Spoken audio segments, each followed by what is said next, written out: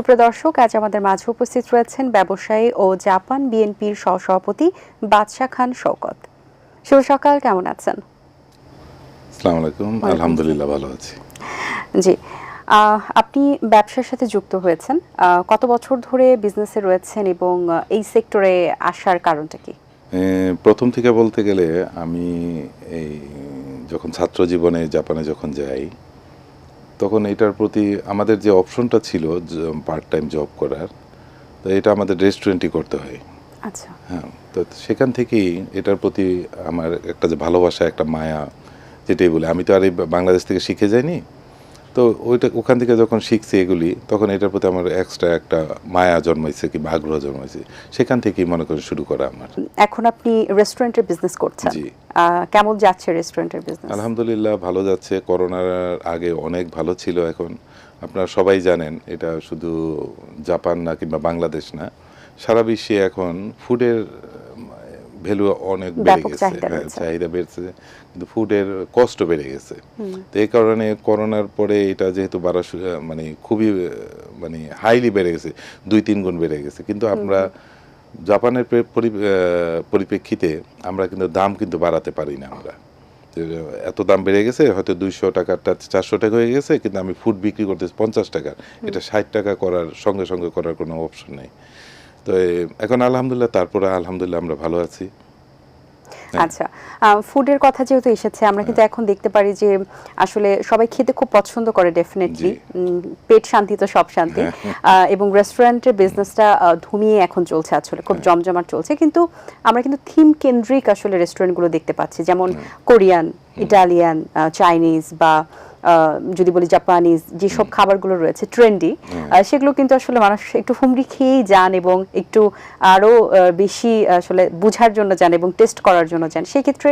এবং বাঙালি খাবার তো আছে, বাঙালি খাবারের তো আসলে কদর কখনোই কমে না। সেই জায়গা থেকে আসলে থিম ওয়াইজ এটা কতটা ওয়ার্ক করছে, এবং এই যে ট্রেন্ড এখন চলছে, এটাকে আগামীতে পরিবর্তন হবে কিনা, বা এই ট্রেন্ডটা কি পূর্ব থেকে ছিল কিনা? না, এই ট্রেন্ডটা আপনার পূর্ব থেকে ছিল না, কিন্তু আপনি ফার্স্ট কান্ট্রিতে দেখলে এটাই হবে। আমরা যখন এই রেস্টুরেন্টের বিজনেস শুরু করি জাপানে বিশেষ করে, তখন এটা কিন্তু খুব হাইলি এটা মনে করেন চলছে এটা। তো একটা সময় এসে এখন আর কি সেই নাই, আমেজটা নাই সেই জিনিসটা। তো যেমন রেস্টুরেন্টও যেমন বেড়ে গেছে ওখানে, ইন্ডিয়ান রেস্টুরেন্ট, মানে নামে ইন্ডিয়ান, যেহেতু কারি ইন্ডিয়ান নাম দিয়ে আর কি মানে করতে হয়, এটা ব্র্যান্ডিং করতে হয়। কিন্তু একমাত্র আমি বাংলাদেশ নাম দিয়ে আপনার এই ব্র্যান্ডিংটা শুরু করছি, বাংলাদেশের নাম দিয়ে। সেখানে আমাদের অ্যাম্বাসেডর 2 বার আসছিল ওখানে। তো এখানে আমাদের যারা ওখানে এই কমিউনিটিতে আছেন, বিশেষ করে বলতে হবে জাপান বিএনপির সভাপতি আপনার মীর রেজা, সেক্রেটারি এমদাদ ভাই, সহসভাপতি আপনার এই মাসুম জাকির। তো ওনাদের আন্তরিকতায় মনে করেন হলো যে আমার এই এই মানে রেস্টুরেন্টে অ্যাম্বাসেডর 2 বার আসছে। তো ওনাদের মনে করেন এই কার্যক্রমে দেখা গেছে ওই স্টেটে বাংলাদেশ নামটা কিন্তু জানতো না অনেকে। অ্যাকচুয়ালি জাপানিজরা জানতো না বাংলাদেশ কোথায়, ইন্ডিয়ার নিচে না ইন্ডিয়ার সঙ্গে। আমরা কিন্তু ওই স্টেটে, মানে আমি এই বাংলাদেশ রেস্টুরেন্টে নাম দেওয়ার পরিবর্তে দেখা গেছে ওই স্টেটে সবাই বাংলাদেশের নাম জানে এখন। তবে আলহামদুলিল্লাহ এখন মনে করেন জাপানে আগে লোক সংখ্যা কম ছিল, আমাদের বাংলাদেশি 10,000 12,000, বেশিরভাগই দেখা গেছে ওভার স্টে, তো স্টুডেন্ট কিংবা ভিসাওয়ালা লোক কম ছিল। আলহামদুলিল্লাহ এখন রিসেন্টলি 45,000 মনে হয় ক্রস করছে আর কি। তবে এদিক দিয়ে মনে করেন বাংলাদেশের নামটা আগামীতে মনে করেন আরো উজ্জ্বল হবে, সেই প্রত্যাশা আমরা করি। আর আমাদের জিনিসটা হচ্ছে কি, আমরা তো অনেক বছর এখানে 38 বছর ধরে আমরা জাপানে থাকি, আমাদের নেওয়ার কোনো কিছু নাই, আমাদের শুধু এখন দেওয়ার পালা। বিদেশ তো করতেছি, এখনো কন্টিনিউ করতেছি, তো আমাদের এখন দেওয়ার পালা। আমরা যদি কোনো বেস মানে এই দেশে যদি পাই, আমরা সব সময় তৈরি। আমরা কি ধরনের কাজ করার ইচ্ছে রয়েছে বাংলাদেশে? হ্যাঁ, ফুড যেহেতু মনে করেন অ্যাকচুয়ালি আমাদের দেশে আমি যেহেতু আসা যাওয়া করি, আমি খুব সাবধানে খাওয়া দাওয়া করতে হয়, আমার নিজের দেশে সাবধানে করতে হয়। আগে কিন্তু এই জিনিসটা ছিল না। আগে আমরা যখন সাবধানে বাইরের খাবার বিশেষ করে কিংবা কোনো রেস্টুরেন্টে, মানে এগুলি মান ঠিক রাখে না। দেখা গেছে কি লাঞ্চ করে গেলে রাত্রে আপনার পেট খারাপ হয়ে যায় কিংবা পরদিন। এই কারণে অনেকেই ভয় থাকে, যারা বাইরের থেকে আসে তারা ভয় থাকে। আমি আমার নিজেরই পরিশ্রমের টাকা দিয়ে আমি এই চাটা খাবো, আমি কিন্তু আমি এটা খাচ্ছি বিষ, জেনে শুনেই খাচ্ছি। এই রাস্তা মনে করেন হলো যে ফুড স্ট্রিটের, তারপর ভিতরে এখন আমি যা দেখছি এগুলি ওনারা মেনটেন করে, কিন্তু বাইরের ফুডগুলি আমাদের অ্যাকচুয়ালি আমাদের খুবই চিন্তার বিষয়। এগুলি খেয়ে মনে করেন সাধারণ মানুষই তো খাচ্ছে, তাই না, আমাদের ভাই বোন। তো এগুলির প্রতি যদি আমরা যদি কোনো নজর দিতে পারি তাহলে আমাদের জন্য, দেশের জন্য ভালো হয়, ভবিষ্যৎ প্রজন্মের জন্য। আচ্ছা, আর কি কি বিজনেস নিয়ে কাজ করছেন? জাপানে করছি আপনি এখন তো চেন বিজনেস, রেস্টুরেন্ট, সঙ্গে আবার ইয়ার্ডে আর কি গাড়ি আর কি বিক্রি করি ওখানে, মানে ওটা শুধু ইন্টারনাল জাপানের ভিতরেই। আর বাংলাদেশে রিয়েল এস্টেট বিজনেস করি আমি। আর ভবিষ্যতে এখন যেহেতু রেস্টুরেন্টের সঙ্গে জড়িত, বাংলাদেশে আমার রেস্টুরেন্ট করার খুব পরিকল্পনা রয়েছে। জি, আচ্ছা, বেশ ভালো। আপনি একজন রাজনীতিবিদ, সেই জায়গা থেকে বাংলাদেশের রাজনীতি নিয়ে এখন কি মতামত রয়েছে বা বর্তমান কি অবস্থা? আমার মতে এমন হাজার হাজার লক্ষ লক্ষ প্রবাসীরাই মানে আশা নিয়ে আছে যে দেশে একটা পরিবর্তন হবে, অবশ্যই পরিবর্তন হবে। দেখেন, রাজনীতি ছাড়া কোনো দেশ চলে না, এবং কোনো একটা মানে দল তো লাগবেই।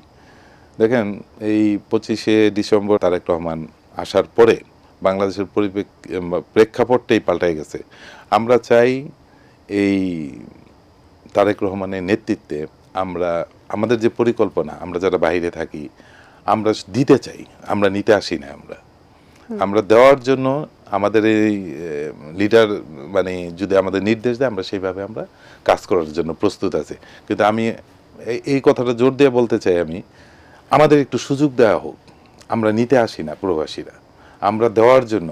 আমরা জানি না এমন কোনো কাজ নেই, আমাদের অভিজ্ঞতা প্রচুর ভিন্ন, কারণ আমাদের বাংলাদেশের পরিপ্রেক্ষিত আর বাইরের প্রেক্ষিতটা ভিন্ন। তা আমাদের কাজের জন্য সুযোগ জানি দেওয়া জানি হয়, স্পেস জানি দেওয়া জানি হয়। আমাদের প্রয়োজন হলে আমাদের সব কিছু মানে ডিপোজিট করে আমরা তারপর কাজ করতে চাই দেশের জন্য। যদি সুযোগ পান, দেশের মানুষের জন্য কিভাবে কাজ করার পরিকল্পনা রয়েছে? আমাদের যে তারেক রহমান সাহেব, উনি তো আসছে আমাদের লিডার। তো উনি ব্যাপার হচ্ছে কি, ওনার তো একটা ভীষণ তো আছে। উনি 17 বছর বাইরে ছিল, বাইরের অভিজ্ঞতাটা উনি অবশ্যই নিজের দেশে কাজে লাগাতে চাবেন। আর উনি কিন্তু ছাড়িয়ে যাওয়ার ওনার যে একটা চ্যালেঞ্জ, ওনার ফাদার, ওনার আম্মা, ওনাদের ছাড়িয়ে যাওয়ার ওনার কিন্তু একটা চ্যালেঞ্জ কিন্তু রয়ে কিন্তু গেছে ওনার। উনি কিন্তু ওনাদের ছাড়িয়ে যাওয়া, দেখেন জিয়া রহমান, শহীদ প্রেসিডেন্ট জিয়া রহমানকে ছাড়িয়ে গেছে, তার স্ত্রীর কিন্তু আসার কথা ছিল না রাজনীতিতে। তার এই জানাজায় অংশগ্রহণ আমি নিজে করেছি। আমি এই লক্ষ কোটি মানুষের মানে এমন একটা মানে সৌভাগ্য যে আমি আসছি হলো 18 তারিখে, 25 তারিখে তারেক রহমানও আসছে, 30 তারিখে আমাদের দেশনেত্রী ইন্তেকাল করছেন।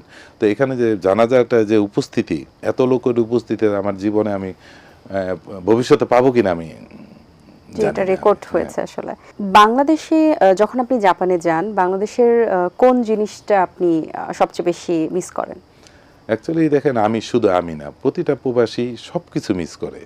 এই ধুলা, আমরা তো ওইসবে ধুলা বালি এসবে তো অভ্যস্ত না, কিংবা আমরা এই যে হাইজেনিকে যে খাবারে এগুলো, কিন্তু তারপর আমরা কিন্তু দেশের পুরাটাই আমরা আলো বাতাস, আমরা কিন্তু সবাই, কিন্তু শুধু আমি না, সবাই করে মানে ফিল করে।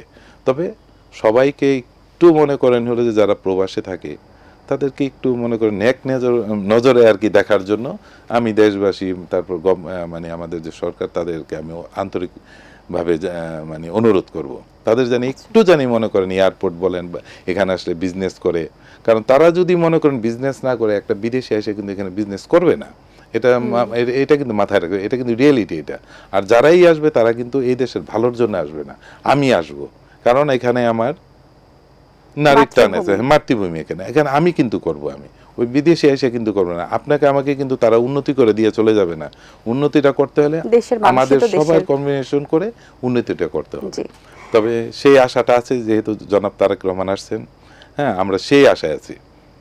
আচ্ছা, পরিবারে কারা কারা আছেন এবং আপনার কি এখন প্রবাসী সব কিছু নাকি পরিবারে?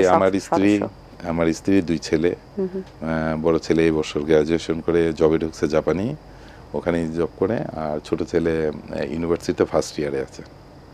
আচ্ছা, যেহেতু জাপানের রাজনীতির সাথেও হয়তো বা আপনি যুক্ত রয়েছেন, বা যতটুকু জানতে পেরেছেন দীর্ঘদিনের অভিজ্ঞতা আপনার জাপানে থাকার, সেখান থেকে বাংলাদেশের রাজনীতির পার্থক্য কেমন দেখেন? দেখেন ওখানে আমরা যে যে দলই করুক আমরা কিন্তু অত্যন্ত ভ্রাতৃত্বপূর্ণ বন্ধুত্বপূর্ণ বিনয়ী সম্পর্কে, আসলে একে বিনয়ী অপরের আমরা। প্রতি। কিন্তু আমি দেশে এসে দেখি তবে আমার কাছে মনে হয় না যখন সব যার যার এই আমি একটা দল পছন্দ করতেই পারি, আপনি করতেই পারেন, কিন্তু এখানে ঝগড়া মারামারি যুক্তিতর্ক দিয়ে আপনারই হোক, কিন্তু এই যে ঝগড়া মারামারি এগুলি দিয়ে মানে আমরা পছন্দ করি, আমরা যারা বিদেশে থাকি তারা কিন্তু পছন্দ করি না। আর দেশের প্রতি কিন্তু প্রচণ্ড টান থাকে প্রতিটা বিদেশির।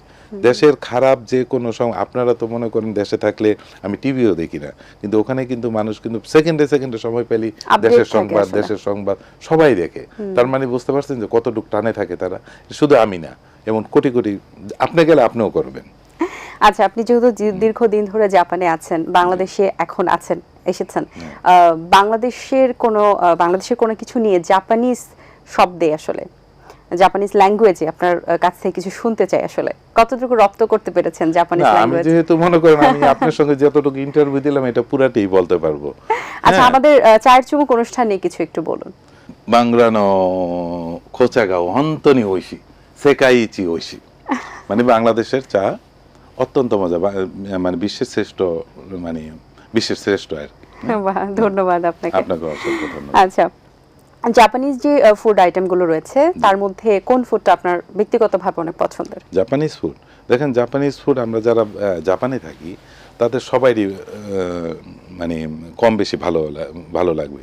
আমার সবচেয়ে ভালো লাগে হলো জাপানিজ সুশি, সাশিমি। সাশিমি হচ্ছে পুরা কাঁচা মাছ, পুরো সম্পূর্ণ কাঁচা মাছ। এটা আমার ব্যক্তিগত। আচ্ছা, আমরা সময় পেলে আমার ফ্যামিলি, আমার ওয়াইফ, আমার 2 ছেলে, আমরা সবাই মিলে খাওয়া হয়। আর সমুদ্রের, যেহেতু আমার বড় ছেলে ছোট ছেলে মানে যেখানে গ্রাজুয়েশন করছে ওটা সমুদ্রের পাড়ে, তো ওখানে মনে করেন হলো যে সমুদ্রের যে মাছ ওইটার টেস্টই আলাদা।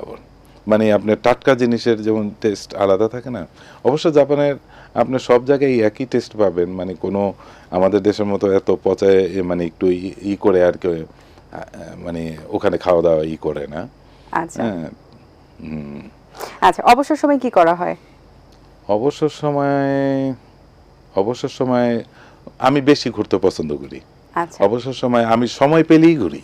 আচ্ছা, পাহাড় নাকি সমুদ্র, কোথায় ঘুরতে ভালো লাগে? অবশ্য আমার বন্ধুরা যারা এখন আমার যখন দেখবে আমার এই আজকের কথা যারা শুনবে, আমি শুধু ঘুরতেই পছন্দ করি, কাজের ফাঁকে ফাঁকেও ঘুরি, বন্ধুদের সঙ্গেও ঘুরি। ঘুরতে মনে হয় কাজটাও সেরে ফেলেন। কাজ করি, এক্স্যাক্টলি এটাই, আমি ঘুরতে কাজ করি। আচ্ছা, মানে যখন গরম আসে, গরমের সময় গরমের আপনার সমুদ্র বলেন, তারপরে এখন আপনার ওই ঝর্ণার ওগুলি, আর শীতে আমি মাস্ট আমার 2 ছেলেকে নিয়ে স্কিতে যাব। আচ্ছা, হ্যাঁ, মানে স্পোর্টস ব্যাপারে এই ধরনের স্পোর্টস করতে আমার খুব পছন্দ লাগে। খুব ভালো, অসংখ্য ধন্যবাদ আপনাকে। পাহাড়ে চড়তে অনেক ভালো লাগে।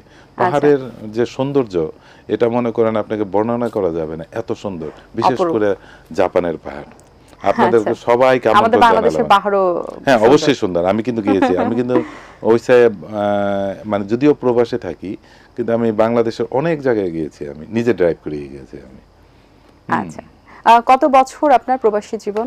আমার প্রবাসী জীবন 38 বছর। 38 বছর, বাহ। জি, অসংখ্য ধন্যবাদ আপনাকে, ভালো লেগেছে আপনার সাথে কথা বলে। অনেক শুভকামনা রইল আপনার জন্য, ভালো থাকবেন। আপনাকে ধন্যবাদ, এটিএন দর্শকদের ধন্যবাদ। আসসালামু আলাইকুম। দর্শক, আশা করছি আজকের আয়োজন ভালো লেগেছে। আজ এই পর্যন্তই, দেখা হবে আগামী পর্বে নতুন কারোর সঙ্গে। সেই পর্যন্ত ভালো থাকুন, সুস্থ থাকুন এবং এটিএন বাংলার সাথেই থাকুন। আল্লাহ হাফেজ। দিন আসে দিন যায়, সময়টা চলে যায়, তবু আছি এই বেশ ভালো। জীবনটা রঙময়, যেভাবেই হওয়া চাই, নয় কবু সাদা কালো। এই আশাতে স্বপ্ন ভাসে, সুখ হাসে চোখে মুখে, চায়ের চুমুকে।